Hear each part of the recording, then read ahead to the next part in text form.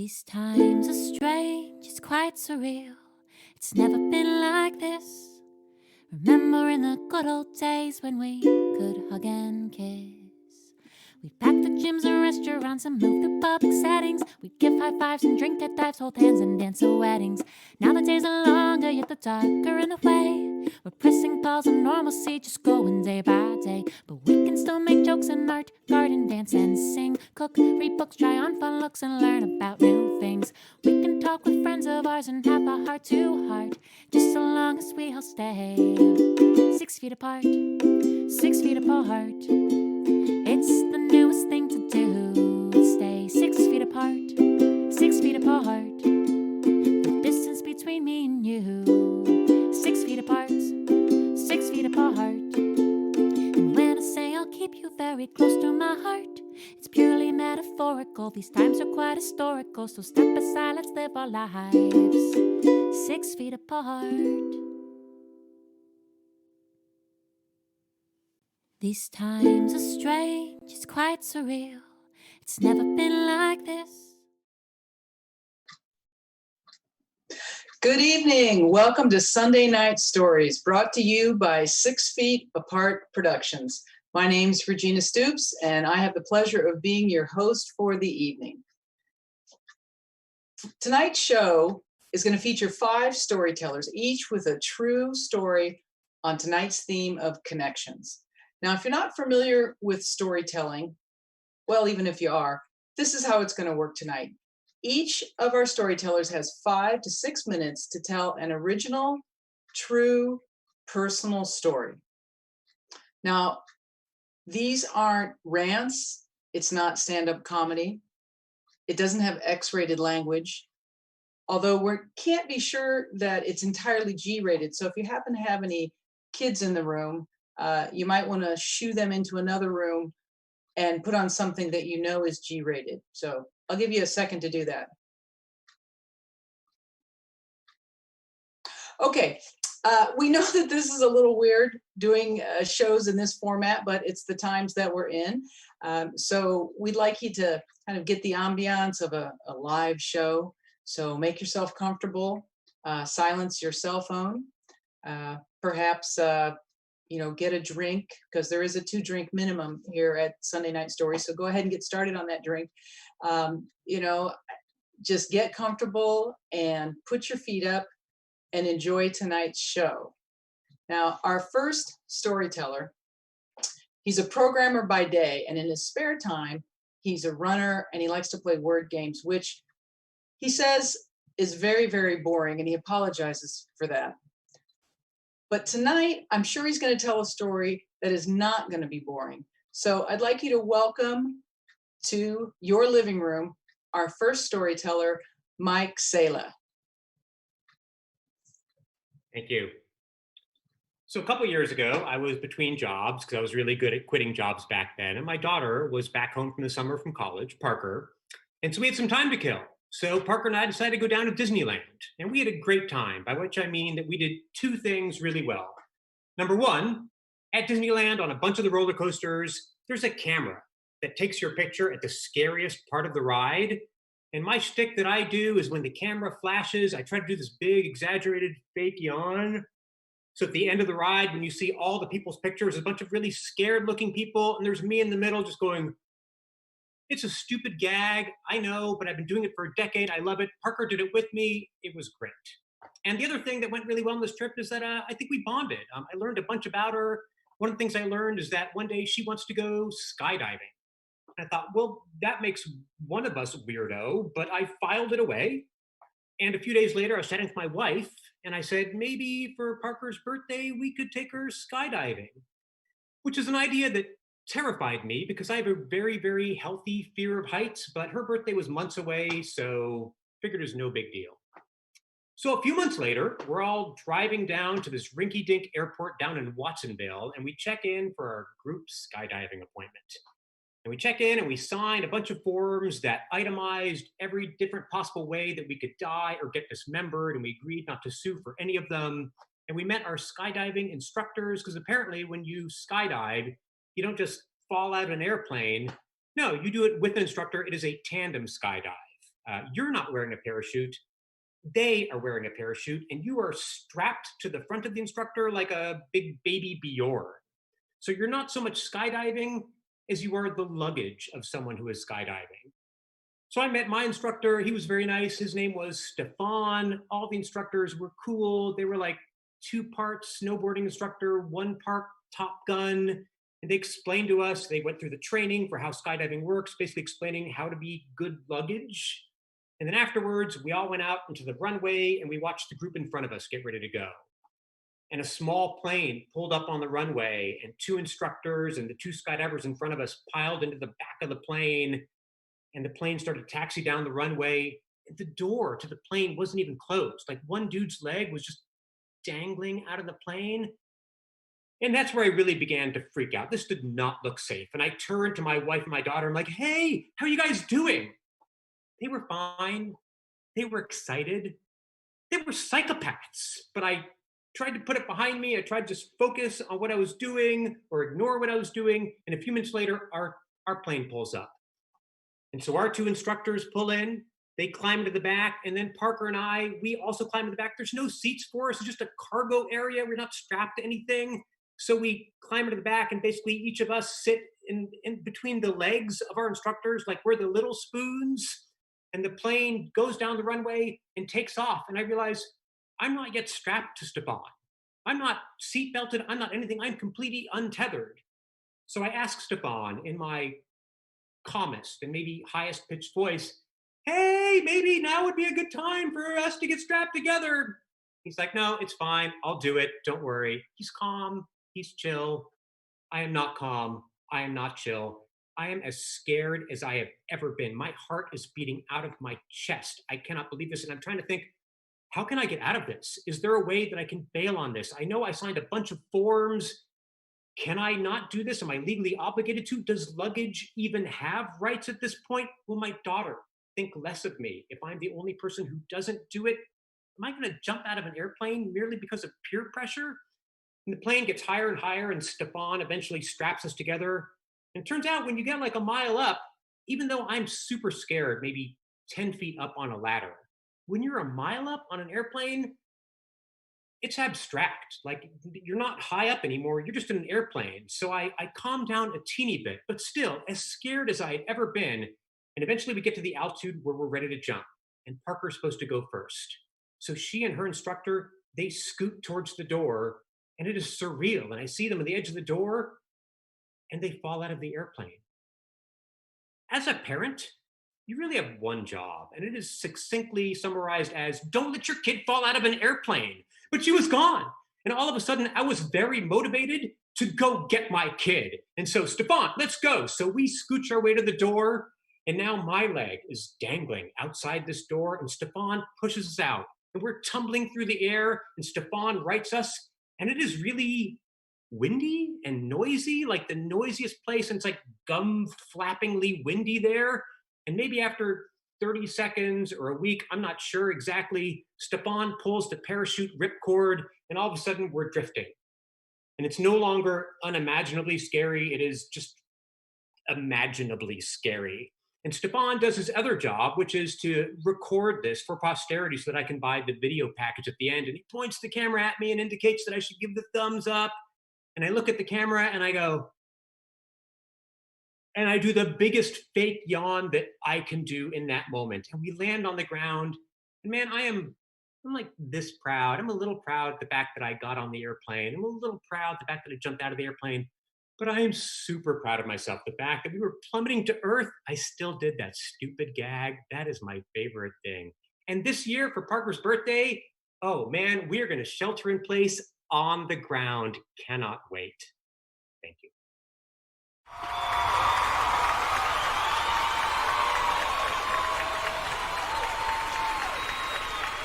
Thank you. Thank you, Mike Sela. Thank you.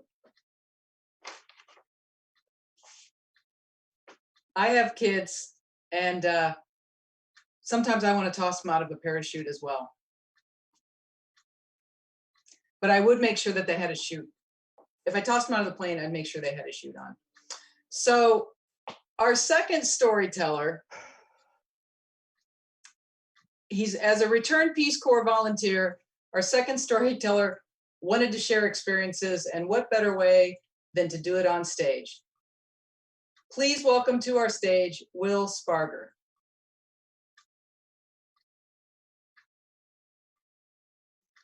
Thank you. About 3 weeks into my training to become a Peace Corps volunteer in Eswatini, Swaziland, Peace Corps got a message from home. My father was in the hospital with bilateral pneumonia. He was on a feeding tube, and they didn't think he had much longer. Peace Corps has a great family leave policy. Within 24 hours, I was on a plane back to the United States. Now, my dad had pretty much done a great job of alienating everyone in the family. So when I arrived in St. Petersburg, Florida at the hospital, I was the only family who was there. I went up to his hospital room and he was in a coma, unconscious. And I sat by his bedside. I read some letters, but mainly just kept him company, hoping that he might wake up to see that I had come. Dinner time arrived and I decided to get some food. So I left the hospital, went out to eat. And when I came back, there was a nurse standing at the front door of the hospital. And she starts waving at me frantically. "You got to come in. You got to come in right now." So we run back into the hospital, go up to where his room is. And my dad had passed away just seconds before I got there. I started bawling, and I'm not even sure why I was crying, because my parents got divorced when I was 10 years old. My dad went to the other side of the country, and besides a few letters, I hadn't had any contact with him. I think I was crying not because I had lost someone who was close to me, but because I'd lost the opportunity to get close to someone who should be. I went back to Eswatini to finish my training as a Peace Corps volunteer, and it felt like I was sleepwalking the whole time. Peace Corps placed me out at my site, and the first 3 months were hell. I was staying in this teacher housing next to the school where I was teaching, and I did not get along with my roommate at all. And after 3 months, I had had enough.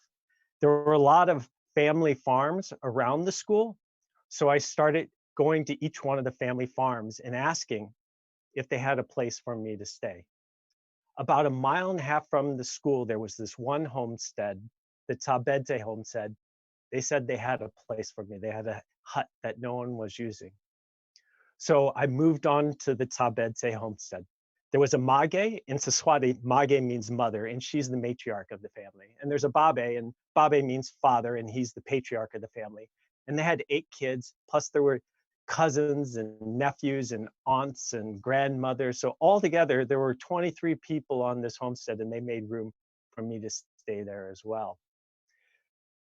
Soon after moving on to the homestead, I realized that I had not discussed paying rent with Babe. So I go up to Babe and say, "Babe, how much should I pay for rent? Don't worry about it." "No, honestly, I have money. I want to pay for rent." "You are family. Don't worry about it." Like, end of discussion, he turns and walks away. And this pretty much defines my relationship with this family. They're doing stuff for me all the time. For instance, one time I'm going to fetch water. I have this 15-gallon bucket of water, and I go into the hills. It's about half a mile to where the spring is, load it up full of water. I start carrying it down. Now, 15 gallons of water weighs over 100 pounds. So I'm picking this thing up, walking about 10 feet, setting it down, taking a break, walking another 10 feet, setting it down. Tombi Yaise, who is Babe's oldest daughter, sees me struggling my way down the hill, and she runs up to me. We grab the bucket, we put it on her head, and she just gracefully walks down the hill. And I'm really embarrassed because Tombi Yaise is about half my size, and she's just carrying this bucket. We get back to the homestead, and I remember when I was a kid, my grandmother used to give me money for carrying out trash and other chores. So I grabbed some money. I go up to Tombi Yaise and just kind of put it in her hand. Mage sees this, and she goes right up to Tombi Yaise, grabs her hand, and pries open her fingers. Tombi Yaise is crying because she doesn't want to give up the money. Mage grabs the money, comes up to me, slaps it in my hand, and leans in and says, "Yes, ma'am." But I feel like a complete freeloader. They're doing all this stuff, and I'm not contributing at all. Well, Christmas rolls around, and I think, well, this is my opportunity. I'm going to cook them a traditional American Christmas dinner, hamburgers, because that's about the only thing I could really cook. So I go into town and I buy 15 pounds of ground beef. Now remember, this is an extended family homestead. There's 23 people. I buy loaves of bread because they don't have any hamburger buns and all the other ingredients for hamburgers, bring it back to the homestead, pile it up on my table, and it's this mountain of food. And I'm thinking, there is no way I'm going to be able to cook all this by myself. Well, Tombigese is walking by, and I turn out the door and say, Tombigese, wozala, sita upega manje, which means come in, we're going to cook. So I explain my plan, how we're going to make all these hamburgers, show her how to do it. And we start line cooking hamburgers and then bringing them out to everybody in the homestead. After 2.5 hours, we've cooked enough hamburgers that everybody's had at least one hamburger, and some people have had two. I make a hamburger for myself. Tombigese makes a hamburger for herself. We go out and share our food with everybody. And I realized this is my way to contribute. So every week I go into town, and with the little bit of money that Peace Corps gives me as salary, I buy as much food as I can, and I come back. Tombigese and I start cooking up all these meals and bring them in to share with the family. When I began my Peace Corps service and my dad died, it felt like a hole had been blown in my life. I didn't know what to do. Living with the Tabedses for 3 years, cooking together and sharing our food together, they became like a second family to me at the time I needed it the most. Thank you.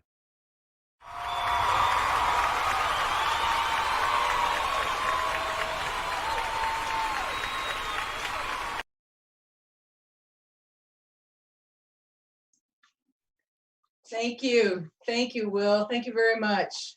Thank you. Food is such a common denominator when it comes to bringing people together. And that's whether, it's the forced family dinners that my kids are now having to sit through, or being a hunter and gatherer for toilet paper and hamburger at Safeway. So thank you for that. Thank you very much. Hey, if you're watching on YouTube, well, it's really the only place you could be watching at the moment. If you're watching on YouTube, give us a shout out in the live chat. Give us a hand clap emoji, show us some love. Let our storytellers know that you're there. We'd love to hear what you have to say and know who's there. Where are you at? Are you in the Bay Area? Are you some far-flung corner of the world? Just let us know. Next up, our next storyteller is a British-born author, storyteller, and she has her own podcast, which is aptly called The Bonkers Brit. She moved from England so she could marry her childhood sweetheart. She lives in the Bay Area, and now she gets up on stage and tells inappropriate stories about her children and her sex life. She has been on stage at the Marsh, at the Moth, West Side Stories. You can find her videos on YouTube, and you can find her podcast if you just search on The Bonkers Brit. She is the only Bonkers Brit. So please welcome to your living room, from hers, Clara Hennessy. Thank you, Regina. Welcome, everybody. When I was 10 years old, I was really horribly bullied for about a year. And even though it was a really traumatic year of my life, I realized in hindsight, obviously, that actually I learned quite an excellent lesson, a life lesson from that. So when I was 10, my family moved house, and we moved quite a long way away. So that meant I had to move schools as well. And I had been going to this really tiny, private, really exclusive little primary school. And then we moved house, and I was thrown into this huge, gigantic, comprehensive middle school.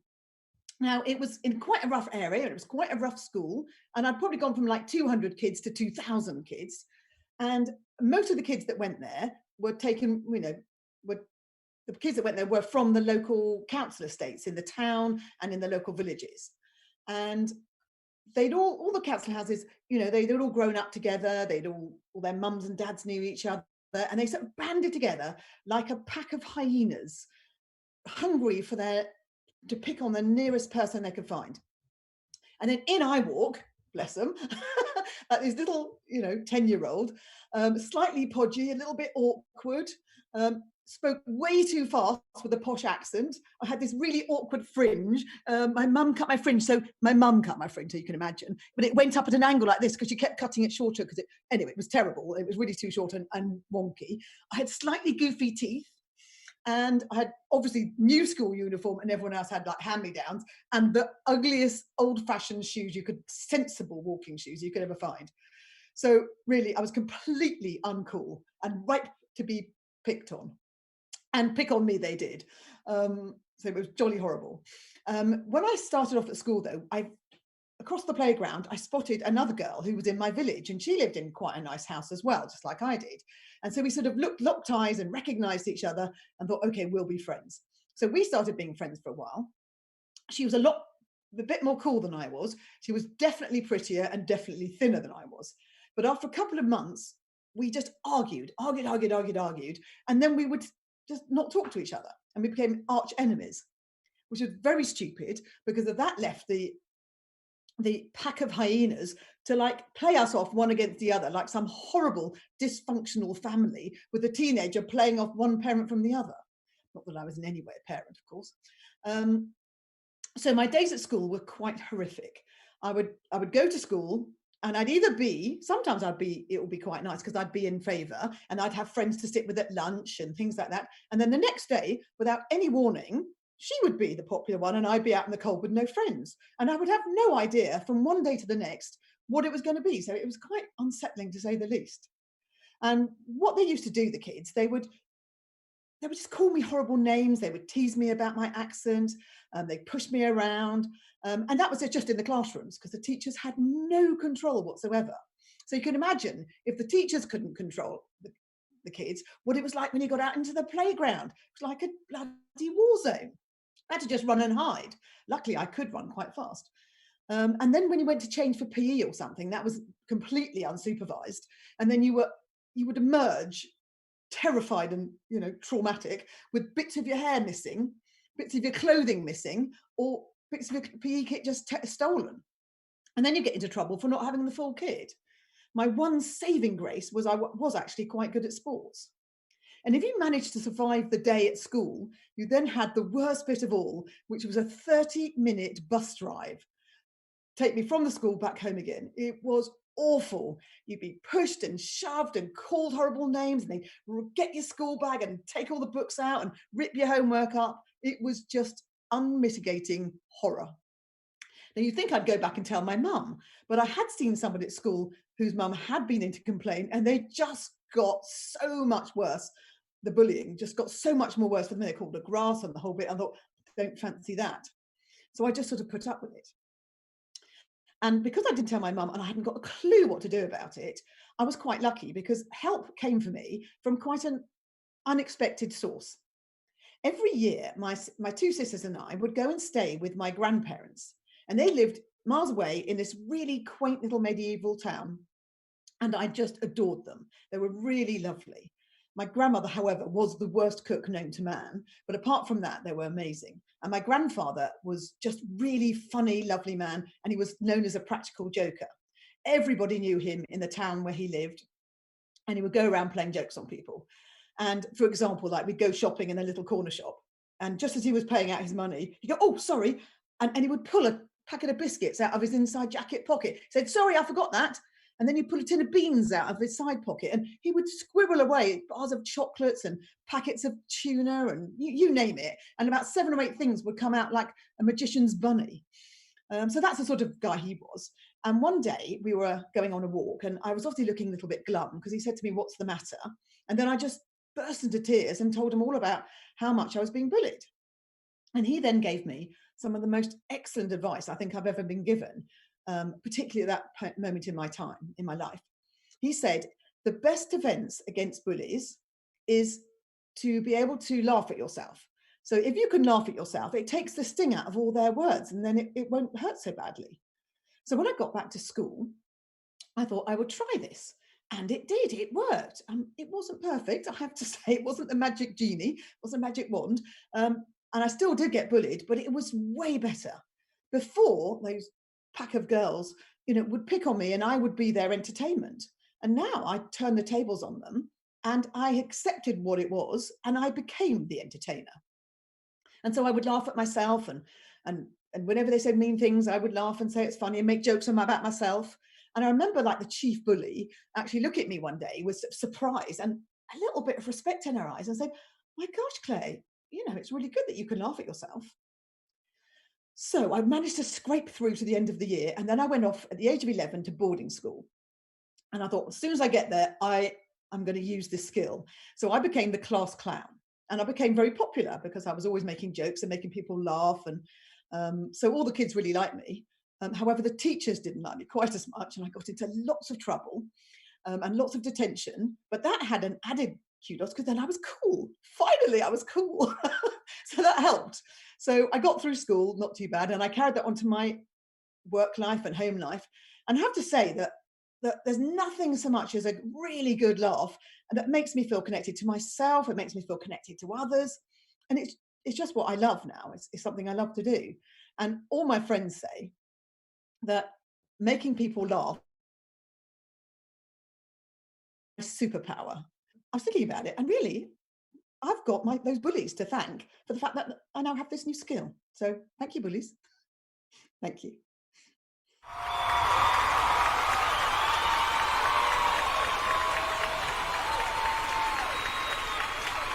Thank you. Thank you, Claire. Thank you for that story.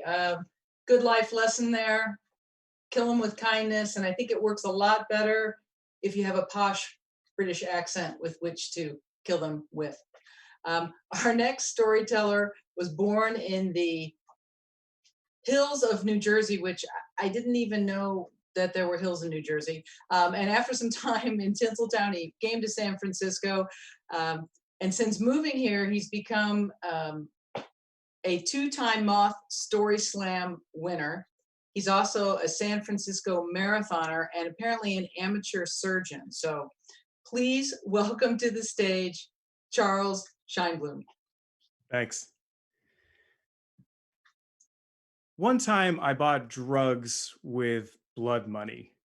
And in these times when we're realizing all the people that are making the lives of others better, it highlights to me, all the doctors, the nurses, the caregivers, their work highlights to me that I work in tech and I'm not exactly changing anybody's life directly.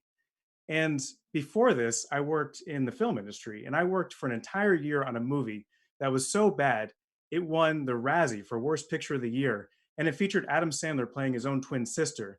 So again, to say I'm not changing people's lives for the better may be an understatement. But so as somebody who's not really helping people out directly in times like this, it kind of makes you wonder, well, what's my purpose? How am I going to leave this place better than I found it? And it becomes kind of like an existential crisis where you wonder, well, why am I here at all? And I know I'm not the first one to have existential thoughts like that, but the current times are bringing that out in me. So those people that are improving the lives of others, the scientists, the doctors, the engineers, they can recreate so much of the human body now. You can get a fake heart. You can get a prosthetic arm with a robotic attachment. You can hook yourself up to a machine that operates like your kidneys. But one thing that they can't reproduce is blood.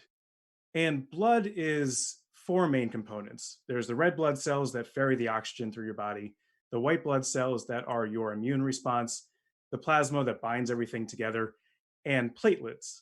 And platelets are these tiny little dots that when you cut yourself, they spring open like an octopus and they suture you back together from the inside. And I don't understand it, but it's an amazing process.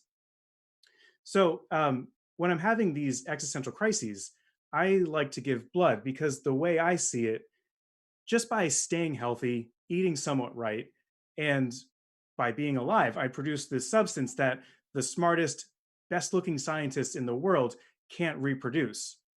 So I'll sign up and I go to the donation facility, and the nurses always talk me into giving platelets, which are those little dots that turn into octopuses I was telling you about earlier.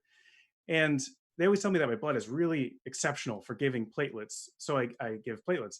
But the process of giving platelets is not the same as donating blood, because for donating blood, they basically just stick a straw in your arm and collect what comes out for a few minutes and then give you a Band-Aid. with platelets, you get a double gauge needle that has an in and an out, and they stick it in your arm and they let some blood out, and then it goes into a big centrifuge next to you, and they take the platelets out and they give you everything else back. So you can feel this needle vibrating as everything comes back in, and it's cold by this point, so you can feel it sort of track. You can track it across your torso, and it's cut with an anticoagulant, so your face goes numb, and you can gnaw on your lip. And this process repeats for 90 minutes until they have enough platelets, and then you're done. And I'm not going to sugarcoat it, but I fucking hate it. I hate needles. I certainly hate double gauge needles. And I hate even when they prick your finger to check your hemoglobin count, because I always look away and the nurses are like, oh, you can't even look for this part. I'm like, nope. But invariably, so at the end of giving the platelets, I'll sit in the lounge with my reconstituted orange juice, and I'll vow to myself that I am never voluntarily putting myself through this again. And invariably, 2 months later, I get the same email. This child has leukemia and needs your platelets. And having forgotten all the things I hate about this, I say, oh yeah, of course, I'll heed that call. And 2 months, 3 days, and 90 minutes after the last time I gave my my platelets, I'm sitting in that same chair, vowing to never do this again. And this cycle repeats over and over throughout the year, and it has for the past, I don't know, almost a decade now. So over the summer, I started seeing this med student, and she and I, when you're first starting to date somebody, you really want to bring your best foot forward. So I'm telling her all about, like, I ran a bunch of marathons. I worked on a number of Marvel superhero movies. I was a drummer in a few rock bands. Ich kann Deutsch sprechen, wir können auf Deutsch sprechen, wenn du willst. But also, as someone in the medical community, maybe you'd be interested to know that I have a superhuman blood that gives exceptional platelets. And she said, well, there is no better type of blood for platelets. That doesn't exist. And I said, oh, of course there is. I have type A positive, which is A plus. It's the best one. And it's really good for giving platelets. It's like my superpower. And she brought up on her phone all this research that said, nope, all blood types are the same for giving platelets. And in fact, really the only thing to take from this is that I might be really susceptible to flattery and possibly a little bit gullible. But for all the aforementioned reasons, I'm happy I still do this. But I have to be honest, it's not entirely altruistic, because when I'm leaving the bloodletting facility, I get a $10 gift certificate to Target. And it's not much, but it's a nice gesture, and I use it to burn things off of my shopping list. So over the summer, I gave some platelets, and as I was leaving the bloodletting facility, they gave me my $10 coupon to Target, and I went across the street to Target, and I bought a number of things, but most notably, I bought a big bottle of ibuprofen, and that's when I bought drugs with blood money. Thanks.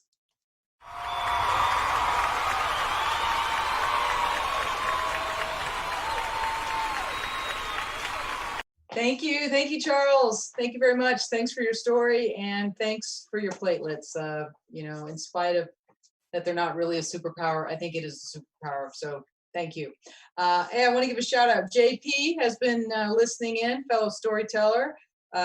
Christina in Kensington. I got some folks from San Francisco, and first-time watcher Nancy in Mountain View. Thanks so much. Keep giving us the love through the live chat. We love that. Thank you very much. Good to know that you're out there, that we have an audience. I'm happy to bring up, this is our last and final storyteller. And this man is an award-winning motivational speaker and storyteller. He gives workshops all over the country to American businesses, trying to tell their leaders how they can get happier and more productive workers through laughter. What's better than that, right? So please welcome to our stage, Ray Engan.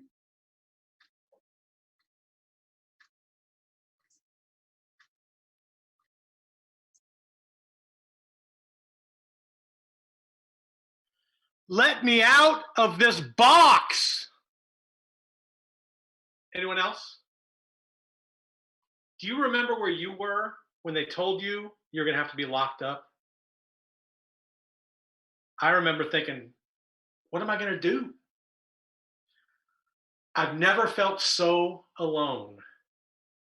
And I thought that on March 17th at 11:31, at the Las Vegas airport as I walked onto a flight with 4 other people. And it was the third day of what was supposed to be a 6-week long cross-country speaking tour. And I realized I have no job anymore. I have no money coming in. What am I gonna do? And I went home and I did what a lot of people did. You had a little pity party, right? I developed an intimate relationship with my recliner. As I sat down toward the recliner, it sucked me in and we got a real basic solid click. And we were in there for the rest of the day. And I started to watch TV with emotion. The emotion that comes when happy hour moves earlier and earlier and earlier every day. I remember watching the kids from Glee not making regionals because of some shenanigans that Sue Sylvester pulled off, and I cried. Then I watched Tiger King. Then I washed my hands. I watched Tiger King. Then I washed my hands. I watched Tiger King. Then I washed my hands. I washed my hands so much, I got my virginity back. But I wanted to get out of this box. And I didn't know what to do. And I was on Facebook one day and I looked and I saw that they had a manatee national celebration day. And I decided to go for a walk and I turned my phone on with Facebook Live and I walked around my neighborhood commenting on what it would be like if we had National Manatee Day here in Petaluma. And I walked back in. I go, that was kind of dumb. And I started getting these messages. Oh, thanks for your insights on manatees. We didn't realize it was National Manatee Day. Thank you for taking our minds away from this for a moment. I thought, oh my God, people are watching this kind of stuff. I was a speaker. I needed people to speak to, but I had nobody to speak to. Now Facebook was giving me people to speak to. I watched and saw that Petaluma canceled Butter and Eggs Day. So how can I create Butter and Eggs Day? I went to my fridge. I got butter. I got eggs. I got the little chick, the cutest chick people. I got some wings. And on my porch, I made a parade for Butter and Eggs Day, and people watched it. And they said, you know what? You should cover the howling. You should do things about the howling. And I don't know if you know what the howling is in your neighborhood, but in a lot of neighborhoods in California, at 8 o'clock, people get out and they howl like wolves, and it's in support of the nurses and the doctors and the first responders. And I went outside and I started howling, and people started howling and saying, "Oh, thanks for your video on that." And I started meeting my neighbors, which was unbelievably cool. I met the plumber who told me that, hey, there's idiot people out there that are flushing the disposable wipes down the toilet. I can't believe how stupid people are in this neighborhood. So I went back and stopped flushing the disposable wipes down my toilet. And I met the karaoke couple, Dennis and Kelly. And Dennis sounds so much like one of the Rat Pack people that his nickname is the Filipino Dino. But it really didn't all hit home until I met Liam. Liam is 4 years old. And the first time I saw Liam, he came out of his house, put his hands up to his face and howled, "Ow! Ow! Ow!" Then he locked eyes with me and he said, you know, I prefer to moo. Ow! Ow! Ow! Ow! And the honesty of Liam was so amazing. I watched him the next day walk out of his house, climb a tree and howl. I said, Liam, why are you climbing a tree to howl? He said, well, the higher you look up, the farther you can see. Wow, Liam's going to take my job as a motivational speaker. And I came to be looking forward to every day that Liam was coming out. And I walked out and I said, Liam's one of those kind of guys that he's got those shoes that spark when he walks and a smile that sparks when he talks. And I said, Liam, why are you my favorite howler? So well, my mom says that's easy. When I talk to people, I tell them the truth, and my truth usually makes people smile. I'm like, wow, what would be the truth for you after this quarantine, Liam? I said, well, truthfully, it would be really nice if I could give you a hug. And that was the first time I realized that I had something to do after the quarantine, something to get me out of the box. And we've all put ourselves in a box one way or another during this quarantine. Make sure it's something positive. And I want to thank Liam and all the people that are out there howling for giving me something to do while I've been locked up at home. Thank you.